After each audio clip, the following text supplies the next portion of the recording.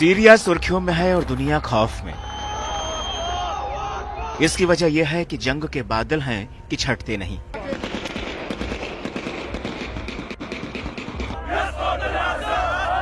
रूस यूक्रेन की जंग के बाद Israel Hamas, Israel Iran, Israel Lebanon के जंगी धमाकों ने दुनिया को दहलाने का काम किया। तो अब सीरिया नाम के देश ने सबको सरप्राइज कर दिया है। सीरिया में विद्रोहियों ने राजधानी दमिश्क पर कब्जा कर लिया है। विद्रोहियों ने राष्ट्रपति बशर अल असद की 24 साल पुरानी सत्ता को उखाड़ फेंका है। असद के तख्ता पलट के साथ ही सीरिया में अब एक नया नायक उभर कर सामने आया है, जिसे लोग सीरिया का सुल्तान कह रहे हैं। इस शख्स का नाम है अबू मोहम्मद अल जुलानी।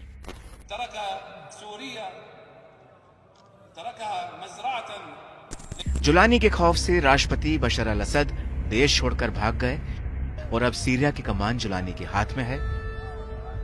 सीरिया में तख्ता पलट को अंजाम देने वाला अबू मोहम्मद अल जुलानी विद्रोही गुट HTS सीरिया का चीफ है।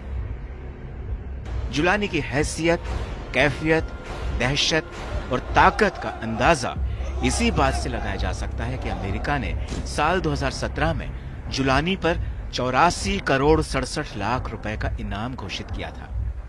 तो आइए अब तफसील से जानते हैं कि आखिर कौन है अबू मोहम्मद अल जुलानी। हयात तहरीर अल शाम के लीडर अबू मोहम्मद अल जुलानी का जन्म साल 1982 में सऊदी अरब के शहर रियाद में बताया जाता है। अल जुलानी के पैदाइश के दौरान अहमद हुसैन अल शरा नाम रखा गया। जुलानी के पिता सऊदी अरब में पेट्रोलियम इंजीनियर का काम करते थे। उस वक्त जुलानी महज 7 साल का था जब उसका परिवार सीरिया की राजधानी दमिश्क में जाकर बस गया था। लेकिन साल 2003 में इराक पर अमेरिका के हमला करने के बाद इसका जुलानी पर खासा असर पड़ा। वो केवल 21 साल की उम्र में ही इराक चला गया और अमेरिका के खिलाफ हमलों को अंजाम देने के लिए अल कायदा में शामिल हो गया। साल 2006 में इराक में अमेरिकी सेना ने जुलानी को गिरफ्तार कर लिया।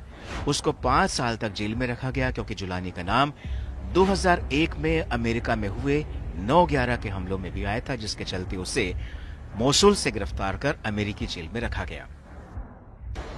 जेल से रिहा होने के बाद जुलानी IS चीफ बगदादी का करीबी हो गया। बगदादी ने जुलानी को सीरिया में अल कायदा की शाखा अल नुसरा फ्रंट बनाने का काम सौंपा। देखते ही देखते जुलानी का पहला संगठन सीरिया में विद्रोही इलाकों, खासतौर से इदलिब में अपना वर्चस्व बनाने में कामयाब होता चला गया। बाद में यही ग्रुप हयात तहरीर अल शाम यानी HTS बन गया। साल 2013 में अल बगदादी ने अपनी ताकत बढ़ाने का फैसला लिया और सीरिया में ही अपने ग्रुप को बड़ा करने का काम किया। अप्रैल 2013 में अल बगदादी ने अचानक इस बात का ऐलान किया कि वो अल कायदा के साथ अपने सारे रिश्ते तोड़ रहा है और अपने संगठन का विस्तार अब सीरिया में ही करेगा।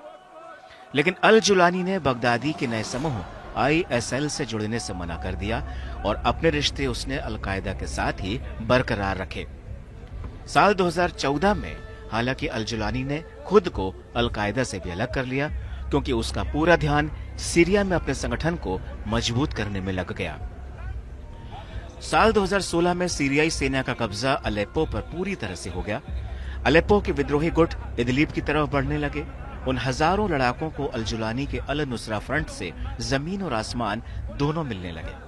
अपनी बढ़ती ताकत को देखते हुए फिर जुलानी ने अपने ग्रुप का नाम अल नुसरा फ्रंट से बदलकर जबाह फतेह अल शाम कर दिया। इसके बाद साल 2017 में अल जुलानी ने HTS बनाने के लिए कई समूहों के साथ मिलकर अपने HTS को मजबूत तरीके से खड़ा करने का काम किया। पहले ही दिन से HTS का मकसद सीरिया के राष्ट्रपति असद का तख्ता पलट करना था।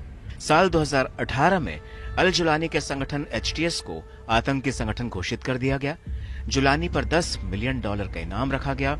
तो वहीं जुलानी ने उस दौरान अपनी छवि बदलने की कोशिश की। उसने एक इंटरव्यू में कहा कि उसका मकसद बेगुनाह लोगों की हत्या नहीं है। अल जुलानी ने जरकावी और बगदादी की पहचान से भी पीछा छुड़ाने की कोशिश की। उनसे खुद की तुलना से इनकार किया। जुलानी ने कहा कि वो सीरिया में ऐसी सरकार चाहता है जहां की जनता अपना नेता खुद तय करे।